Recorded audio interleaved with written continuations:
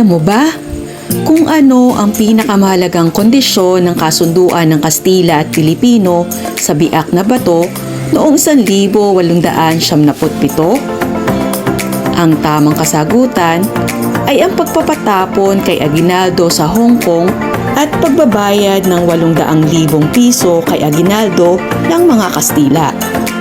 Nilagdaan ni Emilio Aguinaldo bilang pinuno ng revolusyonaryong pamahalaan at ni Primo de Rivera bilang gobernador general noong 14 ng Disyembre taong 1897 ang kasunduan na pansamantalang itigil ang labanan ng mga Pilipino at Espanyol. Hindi nagtagal ang kasunduan sapagkat naghinala sa isa't isa ang mga Pilipino at Espanyol. Sa parte ng mga Pilipino, pawang luma at sirang baril lamang ang isinuko. Itinago nila ang mahuhusay na sandata dahil may kutob silang hindi tutupad ang mga Espanyol sa kasunduan. Ginamit ni Aguinaldo ang 400,000 piso dala niya sa Hong Kong upang bumili ng baril at bala.